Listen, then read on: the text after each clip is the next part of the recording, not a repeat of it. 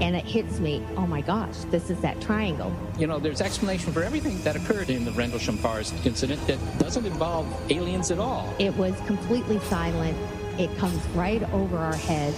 He saw a classic flying saucer really standing in the clearing. He turned over to my father and held his hand, and he looked in his eyes and he said, "We're not alone." Welcome to Podcast UFO for our live show. We're live every Wednesday at 8 p.m. Eastern Standard Time on the Dark Matter Radio Network. Please remember to visit the website podcastufo.com for past episodes, blogs, and forums. During the show, feel free to participate live in our chat room. And don't forget to like us on our very active Facebook page. Hello and welcome to the show. This is Martin Willis, your host. And I am back from Russia. That was way too long to be over there. It feels really, really good to be home. We are very lucky to live in the country that we live in. And also, just to let you know, that intro, I'm going to have to change that because it says we're live on the Dark Matter Digital Network. I don't know where I found that intro, but that's an old one. We are not. But, however, if you can't support our show and you'd like to listen to full shows, we are still on the Dark Matter Digital Network, and that's every Thursday evening. It's like a podcast.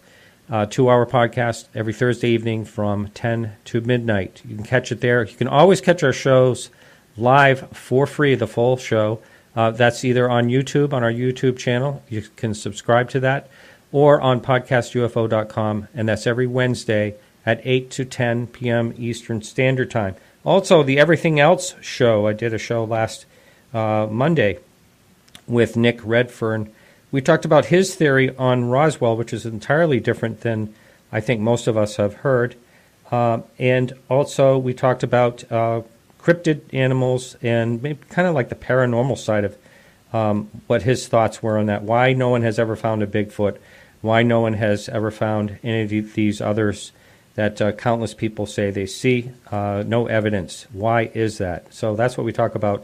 Now that, if you're a subscriber to the show, that comes out as a podcast, and that will be coming out on Saturday. So you can listen to those shows on either Monday, or if you're a subscriber, you can listen to the show in your media player for free. Speaking of supporters, I did the statistics. About 3.5% of our listeners support the show. So I want to say thank you very, very much for that 3.5%. That helps us out. That does pay the bills. And it's really nice to have that. We do get a lot of downloads, use a lot of bandwidth, dedicated server, and all that. Our guest this evening is Mark O'Connell, and he's going to be talking about his book on Dr. J. Allen Hynek. Very interesting man. And before that, Alejandro Rojas could not make the UFO updates. He double-booked himself, according to him, or he's playing hooky. So he's not going to be on this week. He'll be back next week. Instead, I have Mick West. Now, Mick has been on the show a couple of times, and I really respect his work, his very thorough work. He has metabunk.org, and we're going to be talking about the Nazca three-fingered alien, and there's more, these mummies. That's what we're going to be talking about, and what his research and how he uncovered the most likely thought is that these are some type of hoax, whether a recent hoax or an early hoax, but that's kind of what it boils down to, so we're going to be talking about that. And welcome to the show. How are you, Mick? Good. How are you doing, buddy? Great. So, first of all, how do you find all these things? I mean, you do one or two things a week that you dive into and try to find, explanations for what they really are. So how do you find all these things to take a look at and dive deep into what they are? Well, I've been doing it for a while, so I think Facebook knows the type of thing that I like, so I get the type of thing showing up on my Facebook feed. But I also have a Google filter set for weird news and UFOs, and every time a story pops up in the media, it just emails me with the story, and I give it a quick look to see if it's interesting, and if it is, I might delve into it a little bit more. Now, the last time we had you on, you were talking about the Chilean UFO, and you basically kind of broke the story of what that really was. Now, the entire, Chilean government was behind that as being a UFO, and you found all the data when the plane was exactly where the plane was, the course of it, and everything lined up perfectly. That changed that whole story. Yeah, it was a team effort, really. There was other people on Metabunk who helped, but yeah, we've done that type of thing before, like tracking down a plane. And I think once we realized that it was probably a commercial jet, and we were able to track down the traffic for the area, it was actually fairly straightforward. Yeah. Yeah, we've basically done a lot of that before with the whole chemtrail stuff that I look into a lot. Right. I know that's another one out there that you hear a lot about. And basically, since we're just touching on that subject real quickly, there's no evidence that there is such a thing as chemtrails. Everybody says they're spraying things for climate control or to control people and all that. There's never any solid evidence to anything like that, is there? Not that I've come across. I mean, people bring up a lot of things. I mean, the most common thing that people bring up is the idea that the trails shouldn't persist. But I've got like a whole bookshelf over there filled of books on the weather that explain that contrails do persist, and they have done ever since planes were invented. So the basic premise of the theory is flawed, and everything else is just kind of follows on from there. Now, doesn't it really have to do with altitude as well, with them hanging around? It does, yes. It has to do with temperature, which of course, as you get higher, it gets colder. Yeah. So when you're up at 35,000 feet, the temperature is usually 40 below or colder. Right. And at that temperature, the exhaust basically condenses and freezes instantly and creates a contrail, which is really just a type of cloud. It's not really anything special. It's not like a smoke plume or anything. It's just a cloud triggered by the exhaust of the jet. Speaking of the altitude and temperature, I had Nick Redfern on my show on Monday, and we were talking about high altitude balloons, and he said, the higher they go, sometimes they'll burst because of the heat of the sun. And I thought about it afterwards. I know that outside of a plane is well below zero, so that's not really the case, is it? Once a high altitude balloon keeps going higher, it doesn't get hotter, does it? No, it doesn't really. They burst because of the reduction in pressure. Yeah. Basically, like they'll just keep going up until the gas inside of them will expand. Yeah. And weather balloons, for example, are designed so that the balloon will burst at a certain altitude, and then the radiosonde at the bottom will return back to Earth. Yeah. So, it's not really being heated up by the sun.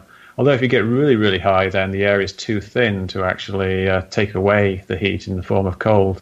So it kind of works the other way around. As you get a lot higher, there's a thing called the thermopause, where things actually get warmer as you get higher. But generally they get colder. How about that? Now, what is your background? Do you have a science background, or is it just a passion study of yours? No, I don't really have a science background. My degree is in computer science. Which I don't really consider a science myself, but there's science on my degree. But I when I was young, I read a lot of science books, and since I've been doing Metabunk and contrail science, contrail science has been going for about 10 years now. I've just had a lot of exposure to these types of things and investigating this type of thing. And I use the stuff from my background as a video game programmer, where I do lots of 3D geometry calculations for the video graphics. I see. Mm-hmm. And it all just kind of comes together, and it's just what I do now, and so I'm kind of got good at it after a while. Okay, so let's talk about the claims first of all.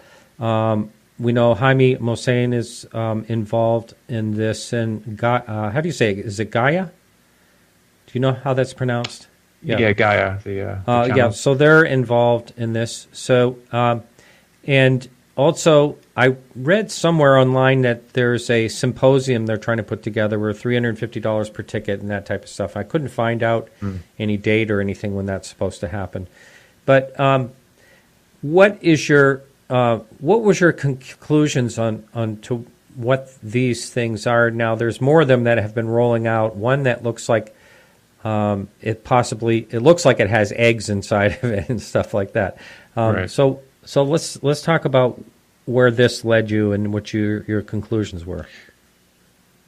Well, the first one I looked at was the large specimen, which came out in that Gaia video, which is kind of it's curled into a fetal position. It looks odd because it has these three-fingered hands and three-toed feet, and it has this strange-looking face. But when they actually show the X-rays of it, that's kind of what made me suspect what it actually was. Because if you look at the X-rays of the mummy, you'll see that the bones in the hand look exactly like the middle three bones of a human hand, but with the little finger and the thumb removed. Now, there's a bunch of bones down here called the metacarpals. Or the carpals are the ones at the bottom. These are the metacarpals. And it looks like all that they did is they removed the little finger, they removed the thumb, and then they split the hand down here. And if you compare what a human skeleton would look like if you did that to the X-rays that they provide of the mummy, it would look exactly the same. So it really looks like it's just a human skeleton that's been modified to look unusual. Do you think now there's speculation that that this is very possible that this and I know that they modified some of these mummies with animal bones and things like that. This is human bones. But do you think this was done a long time ago, or any ideas on when it was done? You see, that's the thing that's kind of very difficult to say. They say they've done carbon dating on it, which dates it back like 1,000 years or so. But that obviously only dates the actual material of the mummy. We don't know if the entire thing dates back 1,000 years. They could have actually put it together from other bits and pieces of things that were actually mummified 1,000 years ago. Now, there is a possibility that it was actually created by the native people 1,000 years ago. Perhaps for some reason they were making strange-looking mummies out of their dead people. There's been suggestions that they were visited by aliens, and then they were trying to make their dead look like these aliens so that they would be more like the gods as they would see them, and go up to join the gods. But there's really nothing to go by because no one's actually looked at the archaeological site where these specimens have supposedly come from. And if you're doing archaeology, really the first thing and the most important thing is to actually secure and examine the site so you get a very solid record of exactly where these objects come from. And you see them picking up these mummified hands and waving them around like they're nothing. They don't seem to be really taking the whole thing very seriously. Now, isn't it difficult to get permission to actually go into these places and actually remove, archaeological? Oh yeah, no, they have the Ministry of Antiquities or whatever it's called in Peru. But yeah, they're not supposed to be doing it. The official channels are supposed to do it. So there's some debate in Peru about exactly what's been going on and have they broken the law or is there any evidence that they've done that. But if no one can actually prove that they took these things from anywhere, then the authorities can't really prove that they have taken them from anywhere. But that in itself implies that they were faked. But really, the important thing here would be seeing the archaeological site. Another thing, obviously, would be taking some DNA samples of the bones and seeing what they're actually made from. Right. Now, as far as the cranial formation, that was nothing really that uncommon. I mean, they used to shape, baby from infancy. Used to shape their heads. They still do in some places, and you can also occasionally get natural deformations of human skulls that turn out like that. But yeah, cranial modification of much more extreme forms. We've seen that with the very long kind of cone head type shapes in some cultures. So that in itself isn't really suspicious. One thing that looks odd with the mummy is the eyes.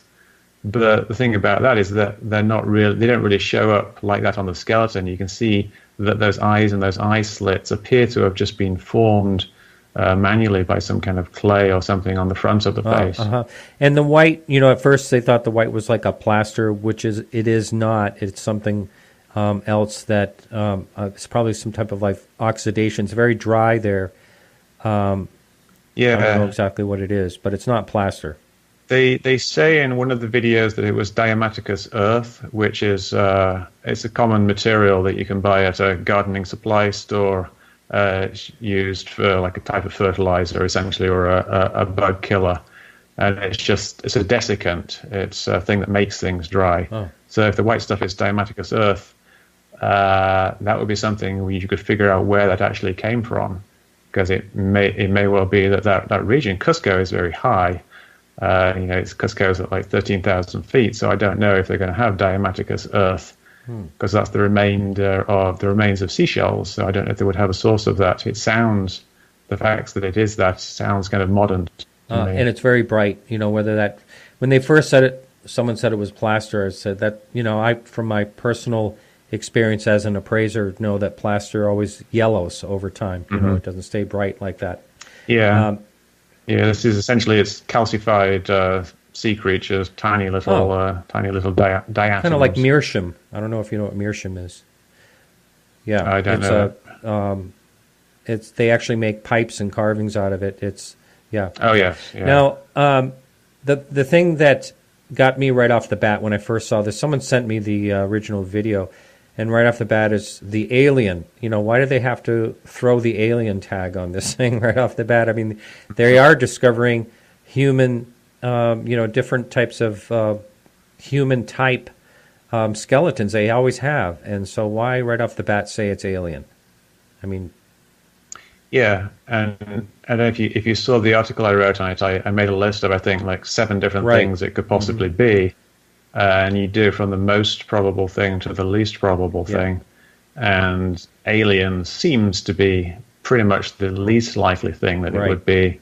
And various types of fake or natural occurrence are more possible things. Like, it could be a previously undiscovered animal, like some kind of ape or something like that. But that in itself is very unlikely. That was something you could prove very quickly by doing some DNA testing, which they haven't done. Do you happen to know if that is something they're going to be doing and revealing before they have this symposium, or are they going to? I don't know what their plans are. If I was to guess at what their plans are, I think they're going to try to draw this out as long as they can, and they will eventually say that it is some kind of composite thing, either a human skeleton or the smaller ones will be human skeletons, bones mixed with animal bones. And I think that's eventually where they're going to get, and that it was made to look in the image of aliens, so they've still got that kind of connection, and it's still kind of an interesting thing. But I don't think they're going to be able to keep up the idea that these are actual alien remains indefinitely. Right. Well, hey, Mick, thanks so much. And, I think you were on, the very first time you were on is when someone was saying they were spotting a triangle UFO on the moon. And you figured that out exactly what that was. Had nothing, it just had to do with the way the images were pieced together. Right? If I remember right. Yeah. That's right. All right. Thanks so much. And everyone, it's... it was just an image of pixels. Right. All right, so this is Mick West, and he's from Metabunk. It's spelled just the way it sounds, metabunk.org. Check out his website, and he has uncovered a lot. He is the friendly debunker, okay? So a lot of debunkers have a bad name, but he's the friendly debunker. Thanks a lot, Mick. All right, thank you. Take care. Bye-bye. Bye. All right, so let me see. Mick, you're going to have to hang up if you would. I can't do that separately from our guest. So our guest, thank you. Our guest. Good talking to you. Here we are. Our guest is Mark O'Connell. Mark has been on the show before.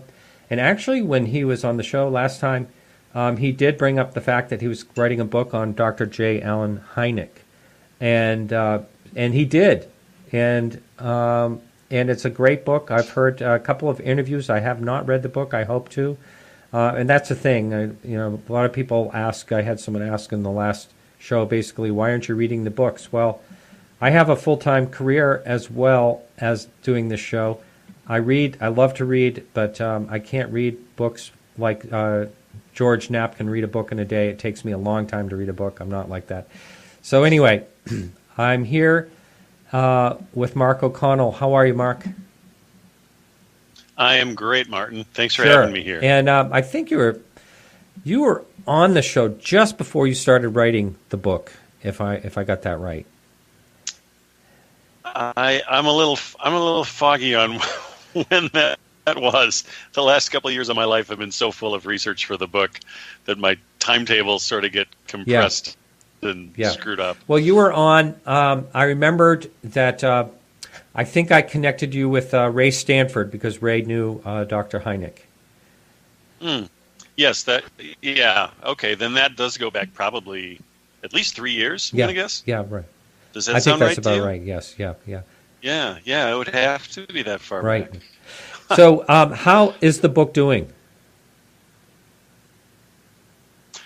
It's doing pretty well. We're having steady sales.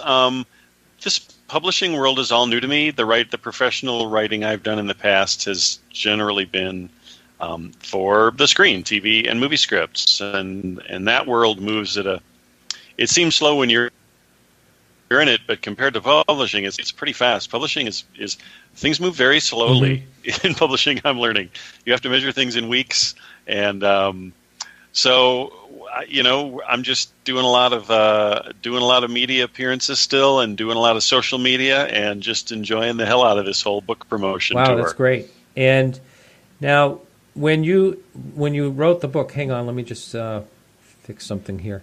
When you wrote the book, well, I should put it this way: what made you decide to write about Hynek himself? I didn't really decide it. The opportunity kind of fell into my lap. I'm sure the last time I did your show, I talked about my blog, highstrangenessufo.com. I started that about 5 years ago and was always looking for new material to write about, and sort of stumbled across a website for the Center for UFO Studies in Chicago. Well, I was living in Chicago at the time, and thought, hey, I need to pay these guys a visit. So I got a hold of Mark Rodiger, who is the scientific director of CUFO. So I should add, CUFOS is the UFO research organization founded by J. Allen Hynek in the 1970s. So they were still around in Chicago 5 years ago.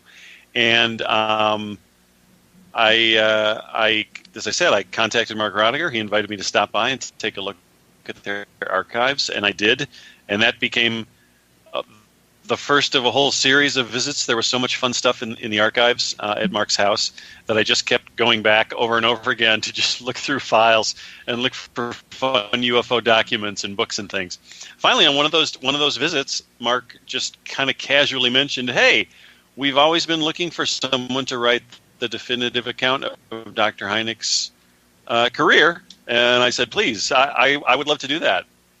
So that's how it all started. I was in the right place at the right time. Mark just made this comment that day, and I just jumped on it. So that was the start of this long, crazy ride, and it's been fantastic.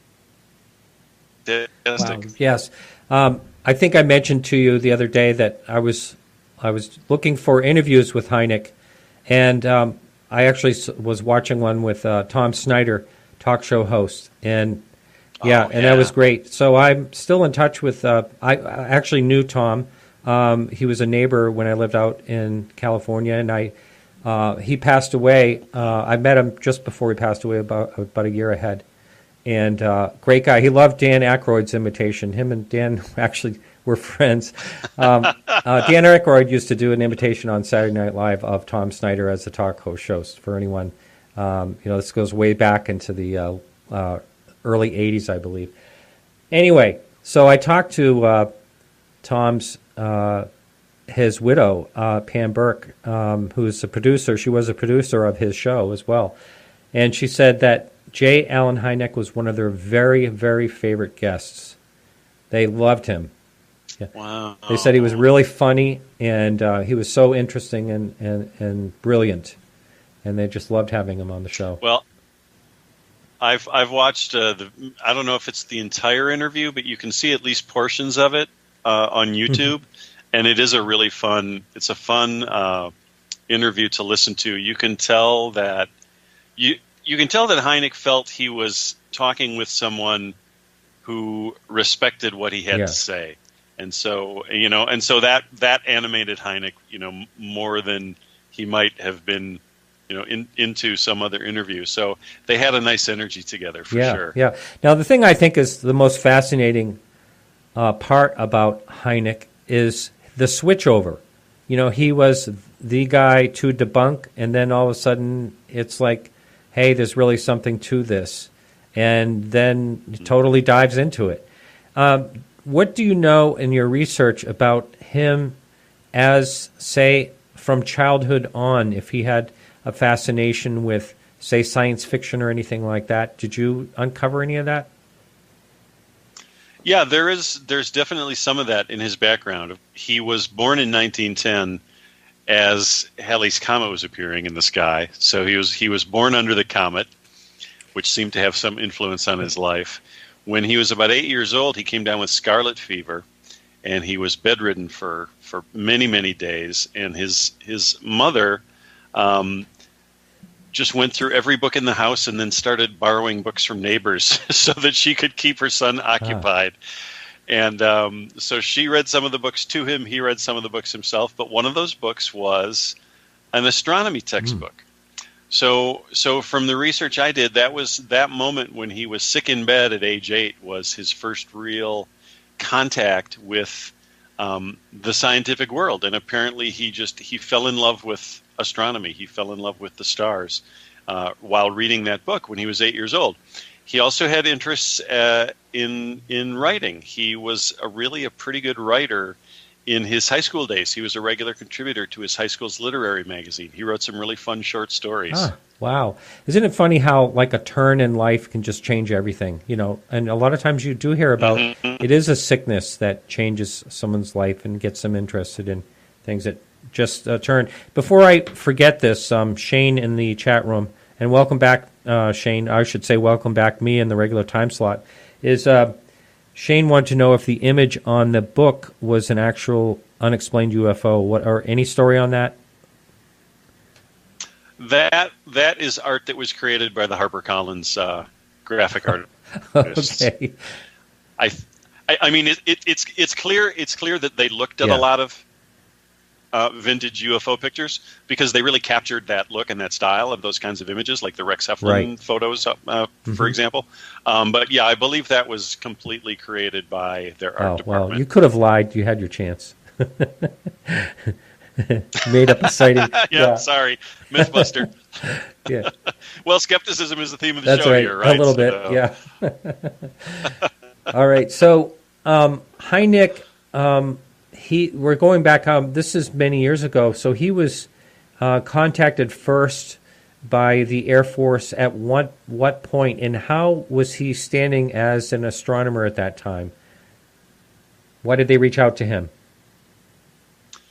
He had virtually no standing as an astronomer. Actually, he was teaching at the Ohio State University and Ohio Wesleyan University, and he was I think at this point he may have been an associate professor, not a big wheel in the world of science or astronomy or academia at all. He was just, he was a young professor, kind of making his way in the world.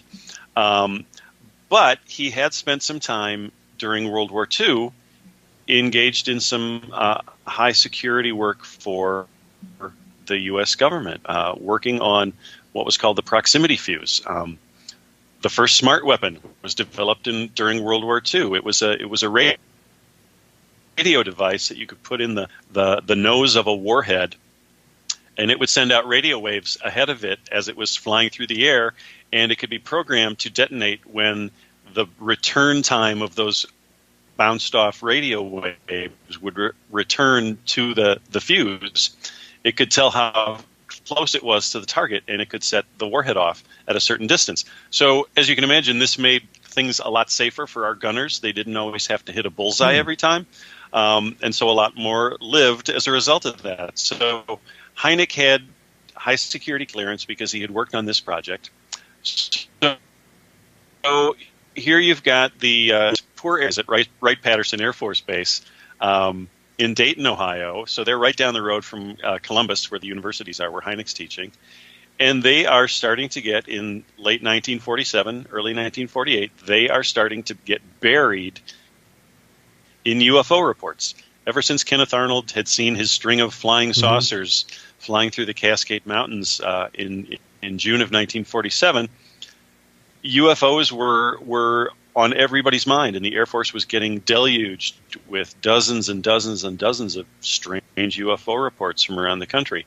Well, they were doing their best to explain away, to debunk these reports as misidentifications of perfectly ordinary things: airplanes, balloons, birds, astronomical objects. So, and they were pretty good at explaining those sightings away, but they needed a credible, no-nonsense scientific spokesperson to back them up on this. So Hynek was teaching at a university literally right up the road, and he already had some top-secret government security clearance. So he was a guy who could be put to work on this project with a minimum of red tape. So the Air Force guys paid Hynek a visit at Ohio State one day and said, "Say, have you ever heard of these flying saucers?" And Hynek had heard of them, and he thought they were kind of a joke. He thought they were embarrassing. And really he thought they were a fad. He believed that this was a fad that would die out in no time. But they asked him if he would sign on as a consultant to look over these UFO reports and let them know which of these reports he could write off as simply a misidentification of an astronomical body or an astronomical occurrence. So that was his job on what was then called Project Sign. He was very good at it, and he actually kind of enjoyed debunking all these UFO reports, because, as I said, he thought it was a fad, and I think he thought that by debunking the Air Force's reports, he could hasten the demise of this fad, which was very much anti-science as far as he was concerned. Wow. We have some questions coming in on the chat room. Someone wanted to know if he ever had any view on Roswell. Now, I know Roswell wasn't made much of at the time, basically. It was like a 2-day event and swept under the rug, basically. Yeah, you're right. At the time, it really was inconsequential. I'll tell you a little background on that for your questioner. When I was researching the book, I could not find anything for the longest time that Hynek ever said or wrote or thought about the Roswell story or about any saucer crash story, because, of course, there are many saucer crash stories, not just the Roswell story. So I was having a hard time finding anything, and at one point I was talking with Mark Rodiger, again, the scientific director of the Hynek Center for UFO Studies, and I said, when I get to Roswell, I don't think I'm going to really have much to say about it in this book. And Mark said, well, you know what? You don't really need to say anything about Roswell in the book. He said it was really not a factor in Hynek's career or in his thinking at all. And I thought it would be a mistake to not mention Roswell at all. That would be kind of hard to do in a book that is focusing on the history of UFOs. So there is a short segment in the book about Roswell, but Hynek made it very clear in several interviews that he was extremely uncomfortable with saucer crash stories, and the big reason for that was, if you start talking about a flying saucer crash landing and leaving behind a debris field, leaving behind wreckage, then what you're actually saying is that object was a physical, manufactured object. And Hynek was absolutely not into that idea at all, that nuts and bolts theory. Hynek stayed as far away from that as he possibly could. So Hynek did a really good job of keeping his hands clean where Roswell was concerned. And again, that applies to pretty much every saucer crash story. Hynek just didn't want to have anything. And that goes all the way to the end of his life? He felt that way? Yeah. How about that? Yeah, he did. Now, had he ever had a sighting himself? Yes, I'm so glad you asked that. Because I have to tell you, Martin, I kind of laugh at myself now, but I was almost completely done writing the book before that question even occurred to me. And I thought, wait a minute, well, I need to find out if Hynek ever saw any UFOs himself. And it turns out he had. He had had 2 different UFO sightings. I can't remember the dates offhand, but he had seen a UFO out of the window of a commercial airliner one time on, I believe, was a night flight. And he did take some pictures of it, but as is so often the case with UFO pictures taken at the spur of the moment, you can't really tell a whole lot from the image on the film.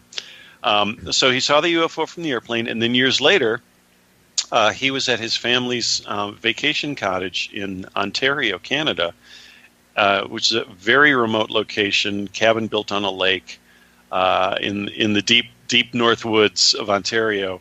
And he saw something one day over the lake where his cabin was built. And he had no phone at the cabin, so there wasn't really a whole lot he could do about it. They were very, very isolated. But when he had a chance, he did contact someone at the Canadian Air Force or Air Ministry, I'm not sure what they call it. And he gave them the details of his sighting, the date, the time, the latitude and longitude, and said, did anybody else report this? And he came up empty-handed. There were no other reports that he was ever able to find. So he saw 2 UFOs, but they were both seen very far away, so he couldn't count them as close encounters. So there was no real wow factor to his UFO sightings. I'll say wow. Still, I'll say wow too. But he confessed, and I quote him in the book, that he was rather disappointed. He felt rather left out. How about that? That he hadn't had a close encounter. Well, Blue Sky asked that question in the chat room. I thought that was a good question to ask. He was such an interesting man, and he also came up, for the person that doesn't know this, he's the one that came up with the term of the different encounters, close encounters of the first kind, second kind, third kind, fourth kind. Right. And is that something he actually coined? Do you know how that came about? It was part of a long process with him. He actually started to think in terms of categorizing UFO events in the late 1960s when the Condon Committee at the University of Colorado had essentially taken over all UFO research for the U.S. government during the time that they were in existence. And during that time, Hynek he actually wrote an article that appeared in Playboy magazine in 1967. And in that article, he started formulating his ideas for classifying UFO events that he was hoping that the Colorado Committee people would adopt. He thought maybe somebody on the committee would read Playboy and see his ideas there. So at that early stage, his idea was simply to isolate cases that had a high strangeness factor, which means anything that doesn't really comport with the known laws of nature and physics, and also cases that had a high credibility factor for the witnesses, which basically, goes into the witnesses' social standing, their state of mind, their education, all those factors. So Hynek was to isolate these cases, strangeness factor with high credibility witnesses, and start looking for patterns among those sightings that might be a way into at least starting to understand the UFO phenomenon. Well, the Condon Committee did not adopt those ideas in the end, but Hynek kept going with his thinking, and eventually he sort of expanded things to a system that he really first wrote about it in his 1972 book, The UFO Experience, which everyone should read. It's a great, great book. And he had actually 2 systems of 3 categories each. The first one was general categorizations of UFO sightings that would include, number 1, daylight discs, number 2, meandering nocturnal lights, and number 3, visual radar sightings. He was most interested in the visual radar sightings because he felt that those had the most scientific value. So on top of those 3 categories, then he went a step further and developed the 3 close encounter categories. And close encounter number 1 was visual contact with a UFO within about 500 yards. He thought that was close enough so that the witness could make out physical details, size, sheep outline, things of that nature. Close encounter number 2 involved physical evidence. So in this case, a CE2K would involve a UFO leaving behind, say, landing pad imprints or scorched grass where a UFO was seen to have landed. Possibly some physical effects among the witnesses, retinal burns or sunburns or things like that. All of those things have been reported. Or one of my favorites, making cars stall out and their headlights go dead. So close encounter of the third kind, the big one, involves, of course, UFO occupants, entities that are associated with the UFO and either come out of the UFO or are seen close to the UFO.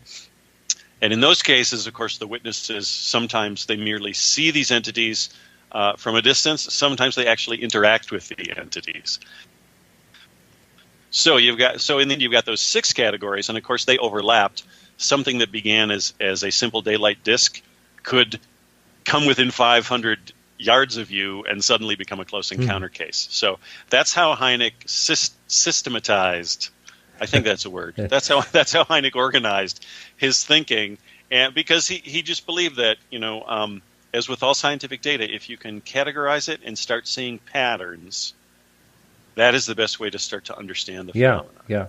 Did he, as far as you know, did he ever think that he was going to be alive long enough to find out what was going on, like we all do? I love that question. I think he was like a lot of us. Yes. I think starting out, I think he really believed that it would be possible for us to solve the mystery, to answer all the questions we have about what these objects are. I think later in life, his hopes dimmed a little.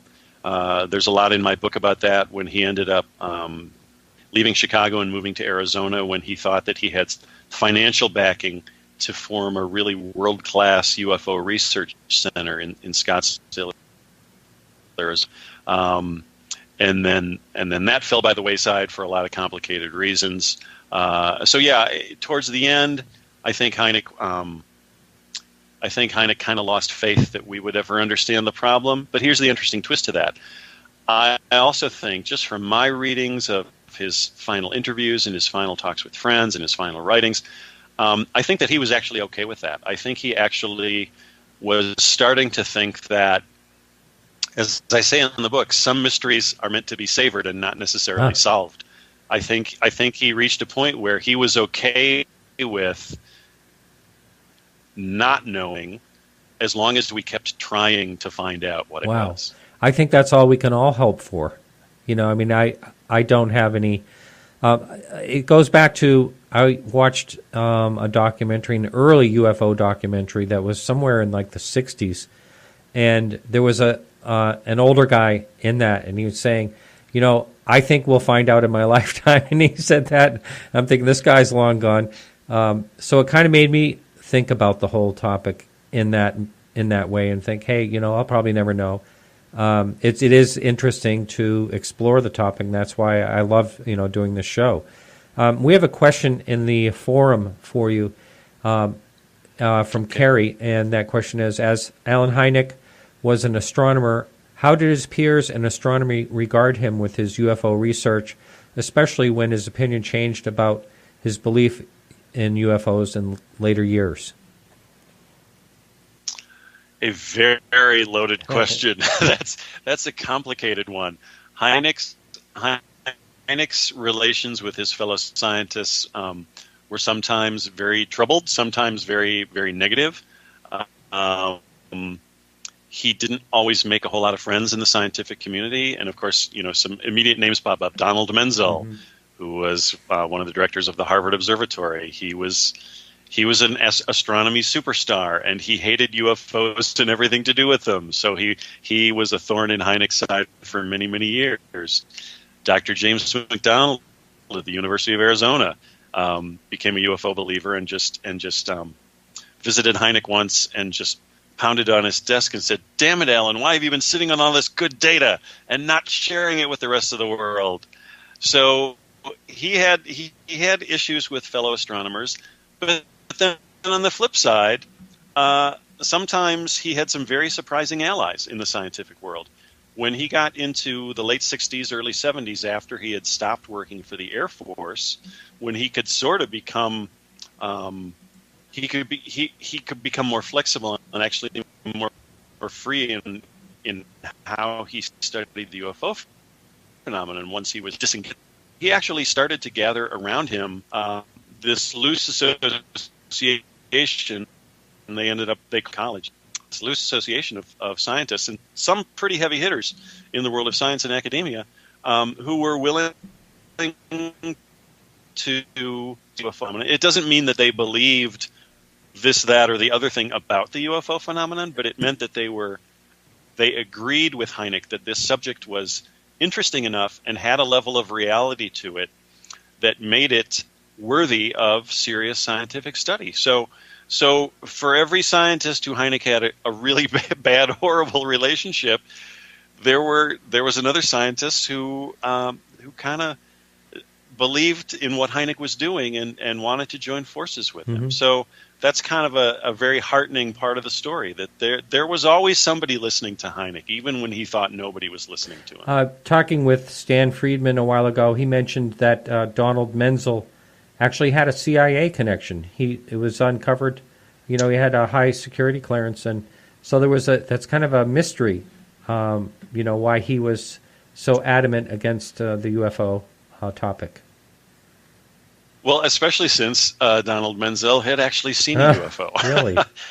as had James McDonald. Yeah. Wow. Yeah. How about that? Yeah, it's weird. Yeah, Donald Menzel, I could probably write a book about him. He's kind of a mystery man. There are a lot of parts to that guy's story that really don't seem to fit together very well. Wow, interesting. Your next book. You heard it all here, folks. Yeah. We're having a little bit of a Skype. I have a couple ideas. Oh, well, are you serious? So go ahead and talk about it if you would. Oh, I was just going to say I have a couple of ideas, but we're still so devolved in promoting this book and spreading the word that I'm not close to starting work on a second book, but I have some ideas percolating, and they're not all UFO related. Okay. So I'll be honest about that. Hey, can you turn off the camera on your Skype? We're having some Skype issues, and I'm hoping that will solve it. Perhaps. Okay. Yeah, that's perfect. Okay. It's right there. That's fine.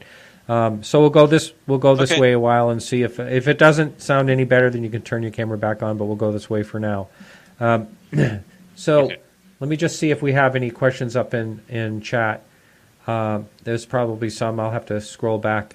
Now, when you were doing this research for the book, what was I guess what I'd like to ask you is, what was some of the things you uncovered that you had no idea about Hynek?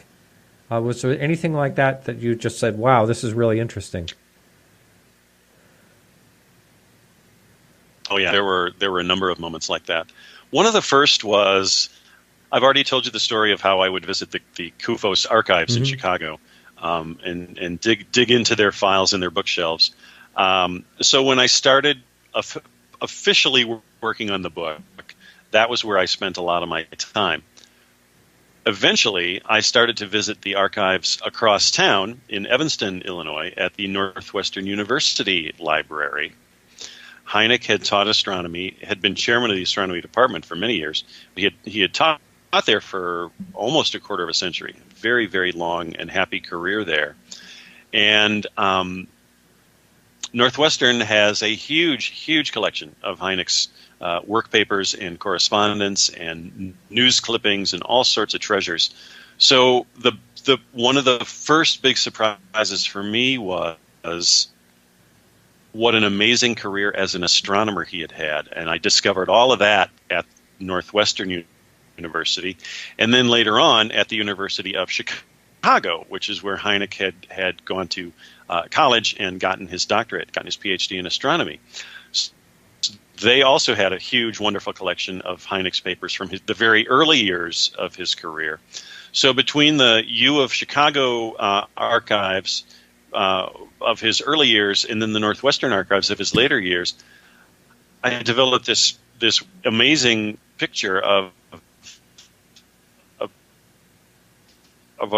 truly was a pioneer in the field of celestial imaging. I mentioned in the book at least once that really, without Hynek, I don't think we would have had all the orbital telescopes we now have, including the Kepler telescope, which is spotting all these exoplanets. Hynek was direct inspiration for that kind of technology. He was quite an amazing guy. He never saw himself as a superstar scientist and never really wanted to be one, but he had some pretty impressive contributions to science, to astronomy. So that was kind of the first big thing. The second big surprise was that he had this really interesting spiritual side. He wasn't a religious guy at all. His son Paul told me, he said, we never had any religion in our house. We were very atypical in that regard. But in his young years, in high school and college, he had read a lot of writings of the Rosicrucians and a spiritual leader named Rudolf Steiner. And Hynek was really, really interested in the topics that they talked about, and those included, making contact with the afterlife. Rudolf Steiner wrote about something he called the supersensible realm, which is really a fancy name for a parallel dimension that he thought existed alongside ours and that we could enter anytime we wanted to if we could train ourselves to. Those were the kinds of ideas that Hynek loved reading about as he was growing up. And then later in life, when he was, last year of his life or so, when he was, after he'd been diagnosed with brain cancer and he was in his last months of his life, he returned to that spiritual side of things again. So that was the second big surprise. So you've got this guy who, for me, at the outset of this project, he was purely one-dimensional. He was this UFO guru. Well, it turns out, no, he was the UFO guy, he was the astronomy guy, and then he was this spiritual guy, too. Really fascinating. Wow, amazing. Yeah, that is something. And who knows, he might be right with the dimensions. You never know. There's still a lot of speculation of that as far as what we're seeing in UFOs and other things. Absolutely. And Hynek had a really great term for it. He called it metaterrestrial. He was never a real big backer of the extraterrestrial hypothesis, but he was fascinated by the metaterrestrial hypothesis. Wow. Well, another question that came up, and I think I know a little bit of this anyway. Do you know if J. Allen Hynek had any collaboration with Ray Stanford over the Socorro case? I know that he was there. And but I don't know much more about it than, he did show up and he was there and Ray met him there and all that. Yeah, I did have a talk with Ray at one point, and Ray was kind enough to send me his book. Oh yeah, mm-hmm. The Socorro Saucer in the Pentagon Pantry. I think that's the title. And yeah, he was absolutely on site. He was one of the first people on site. Socorro, and he was either Hynek or very close, very nearby Hynek when Hynek was there investigating the event. The impression I get from Hynek's take, and there's quite a bit of documentation on the Socorro case, but the impression I get just from the Project Blue Book file and from material that I found in Hynek's archives was that he was playing his cards pretty close to his vest. I think he sensed immediately, even before he arrived in New Mexico, I think Hynek was already thinking that this case could be, it was a physical trace case. It was a case that involved a craft that apparently left behind landing pad imprints and had burned some shrubs on the ground. Mm-hmm. Those were Hynek's favorite cases. So I think that Hynek kept a lot of what he was thinking and seeing from Mr. Stanford. That's the impression I get. I don't really have any ironclad, documentation for that. But it wasn't just Mr. Stanford. My impression is that Hynek kept a lot of what he was thinking about Socorro to himself until he could really figure it out, because it really was, it was kind of a bombshell case. The witness was amazingly reliable and credible. It's a traffic cop who, right, didn't smoke, didn't drink, a very, very credible witness, a close encounter of the third kind. the object was sighted very close up. There were occupants involved. It was a huge case. So yeah, I think Hynek just kind of, like I said, close to his vest during that case because there was a lot going on, and I think he wanted to be very, very careful about how he shared information. Yeah. Are you able to hear me? Okay. Yes, I am. So, we're having a bit of. Can you tell on your side? I don't want to take up too much time in this, but are you having some internet issues on your side that you're aware of? No, everything looks good on my end. All right. So I have had internet troubles over the past few days, though. So there may be a problem on my end. Okay. I may have to have. Everything looks great right now. All right. Because you're fading in and out quite a bit, and I may have to switch to calling you on the phone if it keeps up. And in that case, I would like for you to type in Skype a message. Just type me your phone number, and I'll give your buzz back. So I'll let you know as we go along here. Sure. And so the case that someone asked this real early on in the chat, the case that changed Dr. Hynek's mind from being someone that was to debunk UFOs to someone that, hey, there's really something to this. How did all that happen? It didn't happen all at once. I think that's a common misconception that people have, is that there was some kind of eureka moment when Hynek just suddenly saw the world differently and he completely changed his mind to UFOs.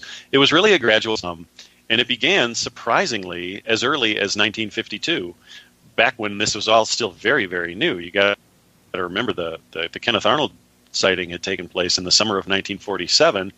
So 1952, 5 years into this, Hynek is starting to sort of waver. As I mentioned earlier, when he first started out with this, he thought it was a fad. He thought it would die out very quickly. He kind of made fun of it and made fun of the people who had spotted the UFOs. But after 5 years, the Air Force calls him back and says, hey, Hynek had left their employ for a couple of years. So he comes back in 1952, and he realizes, hey, not only has this fad not burned itself out, but there's a remarkable consistency here. Go back, if he went back over the previous 5 years of UFO reports that the Air Force had amassed, there was a very clear 20% residue of cases that nobody could explain. Hynek couldn't explain them. The Air Force couldn't explain them. They just sort of hung there, defying explanation and puzzling. And so when Hynek saw that consistent pattern of 20% year after year, that's when he started to think, okay, maybe there's something that I need to be paying attention to here. Maybe I should start looking at things differently.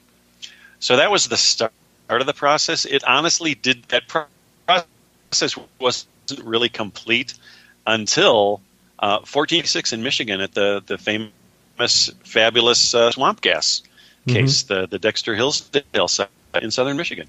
So it was really a 14-year process from Hynek first starting to sort of have some doubts about what he was doing until he, finally reached a point where he decided, okay, you know what? I'm going to fool around anymore. I'm not going to carry water for the Air Force anymore. I'm going to start approaching this as a scientific problem. Wow, interesting. Do you know if he ever had a chance to meet Betty and Barney Hill? Yes, he did. Yeah. He in fact that was such a busy time because so Barney and Betty Hill's UFO abduction took place in 1961. But by the time the Hills had gone through all the physical maladies, all their psychological issues resulting from that sighting, which they could not remember, by the time they ended up going under time regression hypnosis to remember what had happened to them in the 2 missing hours of their honeymoon trip, We're getting into 1964, 1965. This is right around the time of the Socorro case that we were just discussing, the Socorro, New Mexico case. So there are some really high-profile, really remarkable, unexplainable UFO cases going on that have really captivated the American public in the mid 1960s. So Hynek ends up meeting Barney and Betty Hill in that later time frame. I can't remember exactly, 64, 65, at the behest of John Fuller, who had just written, two of the hands down UFO books ever, Incident at Exeter and The Interrupted Journey. Now, Interrupted Journey was all about Barney and Betty's abduction. So Fuller invites Dr. Hynek to have dinner with him and Dr. Benjamin Simon, who had performed the time regression hypnosis, and Barney and Betty Hill are there too. So Hynek's at this amazing dinner party with John Fuller, Benjamin Simon, Barney Hill, Betty Hill, and the Hills agree to go under hypnosis while Dr. Hynek is there. That's it for the free part of the show. Thanks so much for listening. We'll be back next week with a Venezuelan UFO researcher, and his name is Tiago Luis Tiquiti. And so check back next week. And remember, you can support the show for $2 or more per month. That information's on Podcast UFO. Thanks so much, and we'll be back next week. Keep your eyes to the sky.